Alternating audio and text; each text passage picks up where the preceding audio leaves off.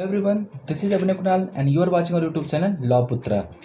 तो आज हम जो टॉपिक डिस्कस करने वाले हैं वो क्रिमिनल लॉ का टॉपिक है। यह है difference between rape and adultery. तो चलिए इन दोनों के बीच डिफरेंस जानने के पहले इन दोनों टर्म्स को हम समझ लेते हैं, दोनों टर्म्स का मतलब क्या होता है। तो सबसे पहले रेप की बात करते हैं। तो रेप जो है वो आईपीसी में सेक्शन 375 में डिफाइंड है। 375 ये कहता है कि a rape is a unlawful sexual intercourse between a man and a women without the consent और against the will of the women. अगर कोई ऐसा सेक्सुअल इंटरकोर्स किया जा रहा है तो वो सेक्सुअल इंटरकोर्स जो है वो रेप में कवर हो जाएगा। इसकी जो पनिशमेंट दी गई है ये पनिशमेंट आईपीसी में ही सेक्शन 376 में दी गई है। 376 में जो पनिशमेंट है वो ये है कि अगर कोई व्यक्ति रेप के लिए चार्ज होता है, ठीक है, तो उस व्यक्ति को जो सज़ा है वो rigorous imprisonment not less than 10 year और which may extend to the life imprisonment. यहाँ पर उसे कम से कम 10 साल की सज़ा तो होगी ही होगी और उसे लाइफ इम्प्रिजनमेंट तक भी एक्सटेंड किया जा सकता है। और यहाँ पर फाइन का भी प्रावधान दिया गया है। अब दूसरा जो पॉइंट है हमारा वो है एडल्ट्री। तो चलिए एडल्ट्री को समझते हैं। एडल्ट्री जो है ये सबसे पहले मैं आपको इसके बारे में बता दूं, एडल्ट्री को 2018 में जोसेफसाइन वर्सेस यूनियन ऑफ इंडिया का एक केस था, वहाँ पे अनकॉन्स्टिट्यूशनल डिक्लेयर कर दिया गया था। लेकिन यहाँ पर मैं एक चीज़ क्लियर करना चाहूँगा, यहाँ पर इस केस में एडल्ट्री को अनकॉन्स्टिट्यूशनल डिक्लेयर नहीं किया गया है। यहाँ पर adultery as a criminal offence को अनकॉन्स्टिट्यूशनल डिक्लेयर किया गया। मतलब आपको अगर कोई व्यक्ति एडल्ट्री में चार्ज होता है या होता है तो उसे पनिशमेंट नहीं दी जाएगी। लेकिन एडल्ट्री जो है वो अभी भी एक वैलिड ग्राउंड है डाइवोर्स के लिए, मतलब उसके बेसिस पे डाइवोर्स अभी भी लिया जा सकता है। तो चलिए समझते हैं एडल्ट्री का मतलब क्या होता है। तो whoever has sexual intercourse with a person who is and whom he knows or has reason to believe to be the husband to be the wife of another man।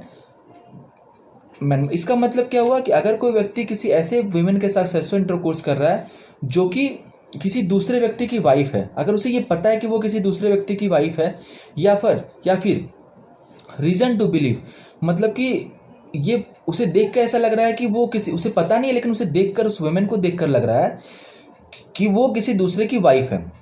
Suppose example में लेते हैं कि हमारे Hindu culture में क्या होता है कि औरतें सिंदूर लगाती हैं, हाथ में चूड़ियाँ पहनती हैं, मंगलसूत्र पहनती हैं।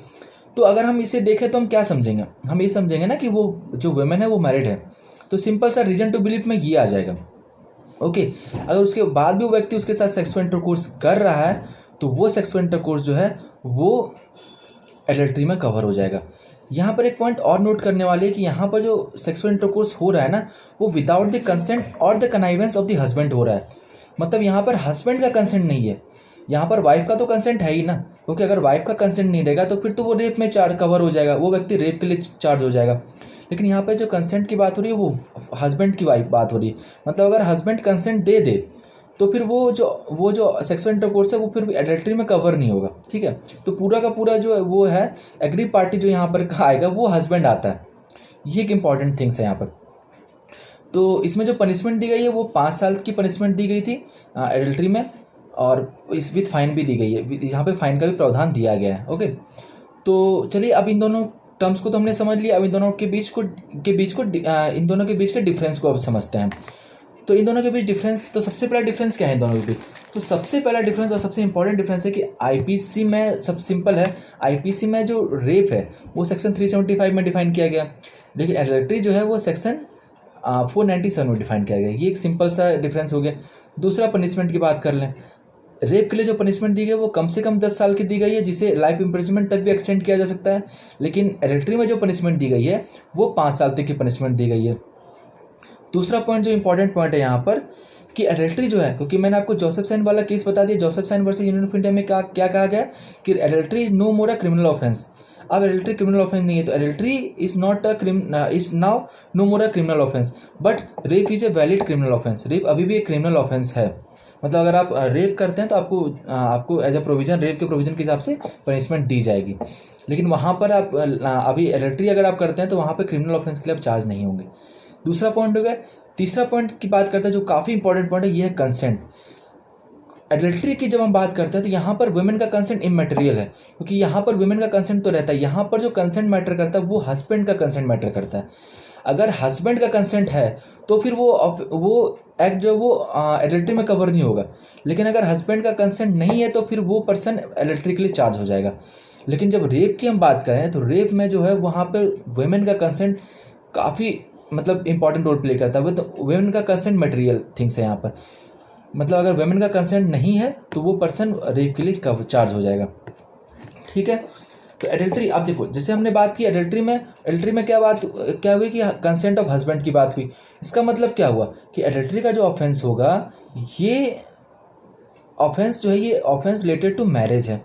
ठीक है, क्योंकि यहाँ पर जो सेक्सुअल इंटरकोर्स हो जाए वो मैरिड वुमेन के साथ हो रहा है। ठीक है, लेकिन रेप में जो है कि इसमें कोई ऐसा प्रोविजन नहीं। रेप जो है वो सिंपल पर्सन से रिलेटेड ऑफेंस है। ठीक है, यहाँ पर किसी के भी साथ भी, मैरिड वुमेन के साथ भी रेप हो सकता है, अनमैरिड वुमेन के साथ भी रेप हो सकता है।